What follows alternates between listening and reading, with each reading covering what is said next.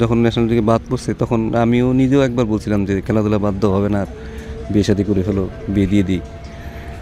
But সে বলছে না, আমি খেলাটা এনজয় করি, আমি এটা শেষ দেখতে চাই। তারপরে তার ডেডিকেশন বলেন, এবং এইটাও বোঝানো হয়েছিল যে যেই খেলা খেলো এই খেলাতে ওইভাবে খেললে আসলে তোমায় আর চোখে পড়বো না। করি যে লাস্ট কয়েক বছরে, 1 বছর 2 বছর চিন্তা করি, মানে আমার মনে হয় যে মোস্ট ডেভেলপড নারী ক্রিকেটার আর কি, যে তার স্ট্রাইক রেট যদি আগে চিন্তা করবো, এখন স্ট্রাইক বিশ্বকাপে সে যেভাবে খেলেছে, আসলে আপনার কি এটা মনে হয় কিনা যে মানে ডেভেলপটা আসলে 100%-এরও বেশি হয়েছে বা 50%-এর? না, যেটা সবচেয়ে বেশি মানে শিক্ষণীয় সেটা হচ্ছে যে মানে হাল না ছেড়ে দেওয়া। কারণ যখন ন্যাশনাল থেকে বাদ পড়ছে তখন আমিও নিজেও একবার বলছিলাম যে খেলাধুলা বাদ দেওয়া হবে না, আর বিয়ে শাদী করে ফেলো, বিয়ে দিয়ে দিই। বাট সে বলছে না, আমি খেলাটা এনজয় করি, আমি এটা শেষ দেখতে চাই।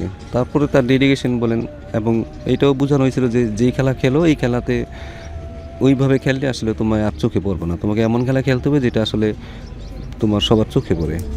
যখন ব্যাক করছে তখন কিন্তু তার পুরা খেলা চেঞ্জ করে সে কিন্তু আসছে, এবং সে সেখানে সাকসেস হয়েছে। এবং 2 বছর যে কন্টিনিউ কষ্ট করার পরে যে সেই রেজাল্টটা যে পাইছে, এরকম ডেডিকেশন আসলে খুব কম মানুষের থাকে।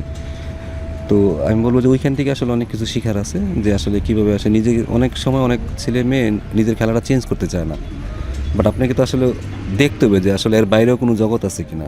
যে আমি যেভাবে খেলি ওইভাবে হয়তো কিছু সাফল্য পাইছি বলে ওইটাই ঠিক তা না, তার চেয়েও তো আসলে বেশি কিছু করা যায়। তো ওইটাই সে করছে বলে হয়তো তার এখন সেই সাফল্যটা আসতেছে, ভবিষ্যতে হয়তো আরও বেটার করতে পারে যদি সেভাবে সে সুপ্তাপুর কথা বলছেন, অনেকে বোন হিসাবেই দেখেন, আর বোন হিসাবে ডাকেন?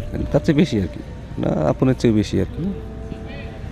এটা মানে কিভাবে, মানে আপনার সাথে কোচিং করতে করতে মানে এখানে? না না, এটা আসলে ও সুপ্রত ওই আমাদের বিকেএসপিতে ছিল যখন আমার ওয়াইফের স্টুডেন্ট আর কি, ওইখান থেকে আসলে পরিচয় অনেক ছোটোবেলা থেকে।